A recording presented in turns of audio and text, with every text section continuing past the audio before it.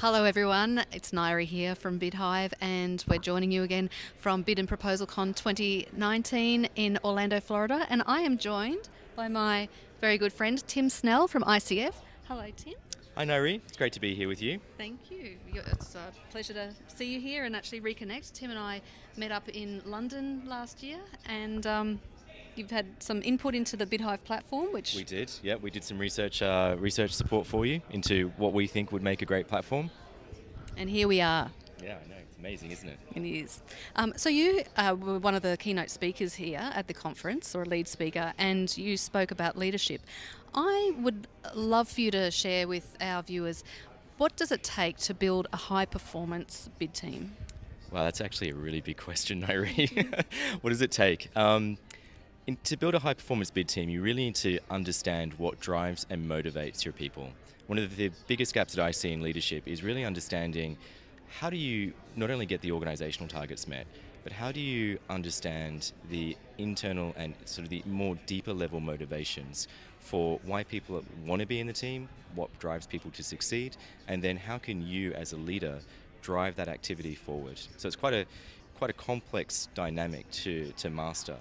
But building that understanding then enables you to customize the way that you structure your team, customize the way that you deploy the work, and then helps you to make sure that you've got the right people doing the right activities that are motivated to do the activities to drive the business forward. And what are your tips for managing teams in really high-pressure environments?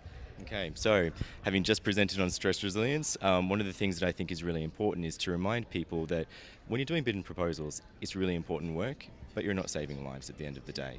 So whilst it's important that we get the proposals done and on time, I often find myself reminding people to just take the temperature down a little bit, slow down, take lots of breaks, and specifically when we're looking at resilience, people need to understand that sort of sitting there and gritting through it is probably not the best way. That's called grit, it's not resilience. But to become more resilient, you need to be more aware of how you're showing up.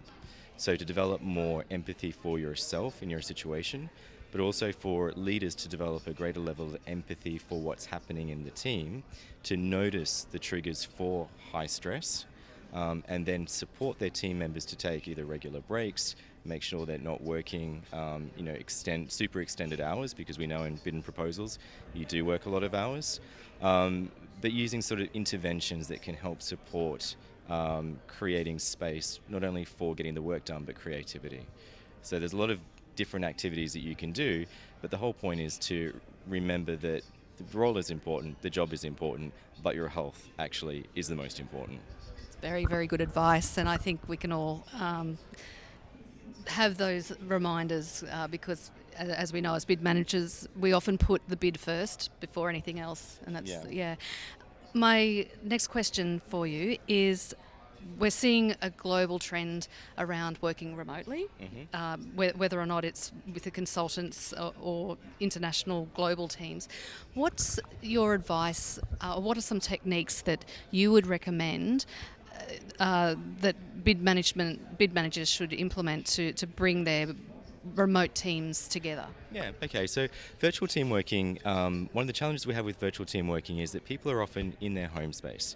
And so it's important as a leader to create, for the team members, clear boundaries around the working hours. So making sure that leaders are not sending emails late at night, because those people are actually in their work environment if they choose to respond to those emails or look at those emails. So it can be a bit of a distraction. So it's to support workers by not creating more work outside of the work hours. When people are having conversations on calls, using things like video camera, so more frequent and more transparent communication is really important.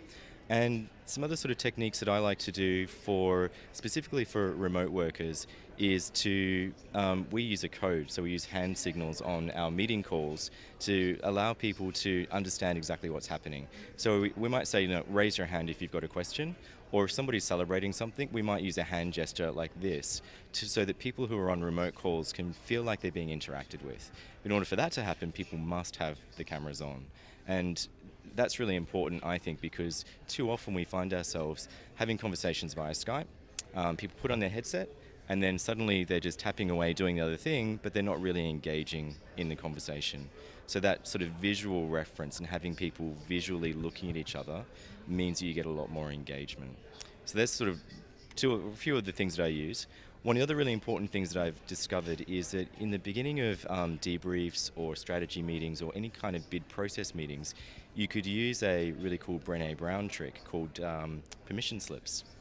And what that involves would be to go around the room and say, all right, before we begin today's meeting, what are you going to give yourself permission to do that you wouldn't otherwise do? So how are you going to show up?